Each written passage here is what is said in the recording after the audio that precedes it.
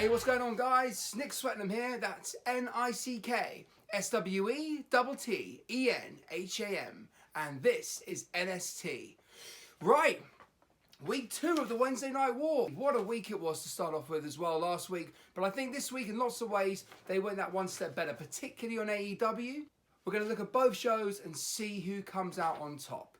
I've got my opinion, I'm sure you do as well, but let's have a look, go through it and see who wins. So, first match of the night, going on NXT first. We had Lio Rush taking on Drew Gulak for the Cruiserweight title. Great match, amazing match. And I just want to say, during this match, Lio Rush paid tribute to Eddie Guerrero, which would be his 52nd birthday today. So we should pay tribute to Eddie Guerrero. Happy birthday, Eddie. You're amazing, you're a legend, and we miss you dearly. So this match was brilliant. It had some great spots in it, some really fast-paced stuff. Lio Rush coming out on top, winning the Cruiserweight title as a babyface as well. You know, I'm used to seeing him on the main roster as a heel with Bobby Lashley, so it's great to have him back. You know, see him as a babyface and see him win the title. Yeah, great job and great match. However, the Young Bucks taking on Private Party in the first round of the AEW Tag Team Tournament was even better. I mean, this match, I mean, God, okay.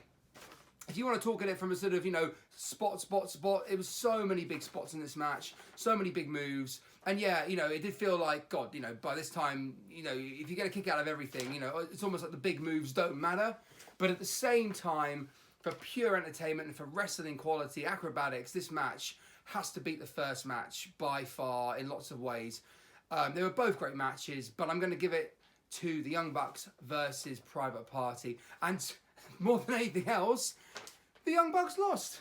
Private Party won. And I couldn't actually believe that. I was like, I thought it was a given. The Young Bucks would get to the final, and then, you know, an underdog team would come along and beat them in the final. Maybe the semis, but not. I was not expecting that. So, AEW, absolutely brilliant first match. Looking at the presentation of both shows, now, okay, all right, Dynamite is the flagship show of AEW, all right? NXT is the third brand. It's not meant to be the biggest production. It's not meant to have all the spectacle. It's meant to be pretty much, you know, the next generation, you know, decent wrestling matches, you know, and, you know, they always deliver with that. I mean, this episode was brilliant.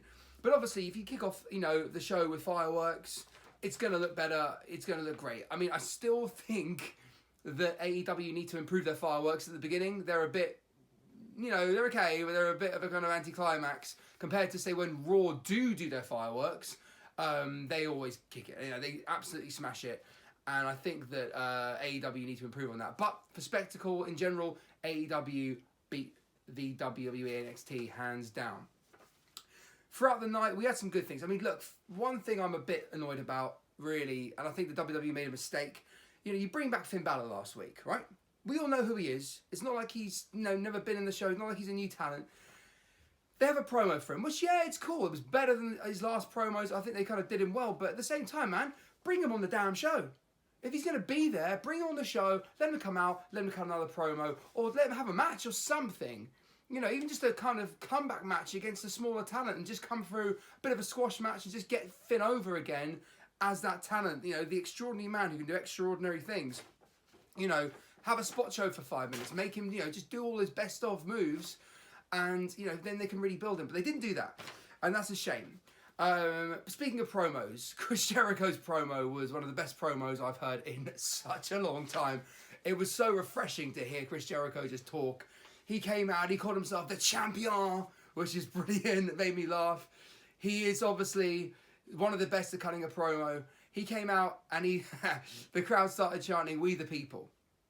Now, I love this because he just basically completely shut it down. He said, "We the people" was a, you know, awful creative. It's dead and buried, and the fans loved it. And Jack Hager did not even show a smile. His facial expression didn't change, or if anything, it got even more intense. But that was a brilliant moment.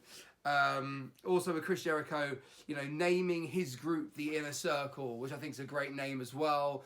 It's so hard to find a good name now in wrestling for stables because there's been so many. And Jericho's done that again. Absolutely smashed it. Described all the members of his new group in such a good way. Got everyone over. Got himself over more than anything else as well. But still made everyone else look like, the upcoming stars that are going to be the next generation. Absolutely brilliant. Throughout the night, we had some great stuff on both shows, don't get me wrong. But in terms of storytelling, both shows did progress their stories quite well. But AEW did it very, very well. Especially, they had this Shawn Spears versus Jon Moxley match, which, that's a good brawl. I loved it. I think it was a good brawl. It wasn't like, anything completely death-defying or ridiculous. It wasn't particularly that technical. It was pretty much just a brawl match, which I liked. Made it feel very real. And then obviously, but one thing that did, I don't know, they're obviously doing this for a reason, but they had Pac on commentary. Now, I found that they spent more time talking about him than they did talking about the match. Which I think was a little bit of a mistake. I think they should have kept him off the commentary for this match. However, he did get involved in the match at the end, really more to do with Kenny Omega. So when Kenny Omega came out, Pac came out and hit Kenny Omega, and that's quite interesting because then Jon Moxley didn't do anything after that. He obviously wanted Kenny Omega for himself. And yeah, I think this could develop. So I think, AEW have had a long time to think about their stories. So I'm hoping this is all for the greater good. And they're all going to keep developing as time goes on. But as far as just watching the shows and as far as the sort of the way they're done, you can tell obviously that AEW's scripting is very limited, and that is really, really good. They obviously they write their own promos out the back and come in and deliver them, but there's no writers. NXT, even though there was promo videos, and I loved when Velveteen Dream came out. That was just awesome with the Undisputed Era. Really built up a good story there. But yeah, I think obviously that's going to be more scripted than say AEW, but that's cool. I think both shows in their own way did it. They had lots of promos on each show, getting over each character. There's a lot more to come next week.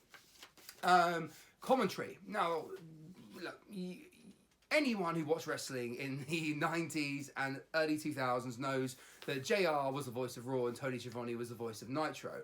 Having these two combined is like a dream come true. It's, peanut butter and it's jam. It is everything you want. And they've been great. They've been amazing so far. However, I actually feel that Morrow is the best commentator in wrestling right now. He has an energy about him that I think beats Jim Ross. I think it beats Tony Schiavone. He has originality in the way he does things. He has his own sayings, which we haven't heard before. Not like with JR, not like with Tony Schiavone. I think for nostalgia, of course, Tony Schiavone and JR win. But as far as just this guy is the next guy, I think Morrow is the guy, and I think personally, I'd have him on Raw right away. And going on to Monday Night Raw, I'm not going to spend much time on this because I don't think it even deserves it. But look, NXT is the third brand. AEW is the premier brand of, Dynamite is the premier brand of AEW. And I'm sorry, but Dynamite destroyed Raw. Raw was pretty bad this week. It was just 6 out of 10 flat. Even the Tyson Fury and Braun Strowman thing was cool, but it was a bit flimsy. It didn't really go for it. It didn't really have the same magic as Tyson and Austin. It was cool, don't get me wrong, and I can't wait for this press conference on Friday. That should be really cool. I think WWE are stepping up the game. It's just a question of, in this Wednesday Night War, will they start adding pyro? Will they start moving to different arenas? Because you've got the same crowd there every week. And that's going to get a little bit tiresome in that second hour after a while. I think that the crowd did deflate slightly during the night, and whereas the AEW crowd just kept on going, and they were brilliant. They were good throughout the entire thing. One more thing, the main event. So the main events on both shows, we had Walter versus Kushida, and I've got to say, this match was brilliant. It was a proper David Goliath match. Walter just looked like he was unbeatable, and Kushida kept coming back. However, Walter got the better of him, but it was a great match. The tag team match, at the end of Dynamite was brilliant too. You got four of the biggest stars in AEW. I just feel the end was good as well. We know he come out, and then, right at the end we had MJF come out, who is technically a heel, and he came out and he thought, oh, is he going to go for Cody? But then no, he doesn't. He actually sticks with his friend, and I think that's really cool. You've got this heel babyface dynamic that you don't really have in WWE very often, or hardly ever. I can't even remember the last time we had it. And you know, we've got kind of these two factions. We've got essentially the Elite, and we've got the new stable of the Inner Circle, which, you know, I think is going to be great. You need these stables, I think, to really get things over at the beginning and make things feel important. And that's exactly what AEW managed to do. I think the Undisputed Era are great, but you've got that star power of Chris Jericho that just takes it to the next level. He was absolutely amazing. The champion, as he says. And I can't wait for more from Chris Jericho. And to be honest with you, next week, you know, both shows are going to have to keep up in their game. Otherwise, you know, they're both going to stagnate. I don't see AEW stagnating, but I can see NXT, you know, stagnating unless they sort of really start to up their game and sort of take it to AEW, because AEW are going to start demolishing not only NXT, but Raw as well. They've already beaten them in the ratings. Besides that one episode with Hogan and Flair, they've beaten them, I think, every episode for the last 4 or 5 months now. AEW's, well, first episode anyway, beat them. But that's to be expected. The first few are always going to be high, and we just got to see how it goes from there. But the fans loved it. I loved them both. AEW does win this week. But we shall see next week. Let's see how it goes. We've got plenty more weeks to come, guys. You know, maybe we could have another 84 weeks or 83 weeks in a row winning streak from AEW. Maybe it could be longer, so who knows? Okay, so thanks for watching the video, guys. Please make sure you like, share, and subscribe this video. I really want to get up to as many subscribers as possible. Really want to try and beat that 100,000 mark. You know, I'm just starting out, so this is the beginning for me. And the more help you can give me, the better. Add your comments down below. Tell me what I'm doing well. Tell me where you agree. Tell me where you disagree. And we'll see you next week for more.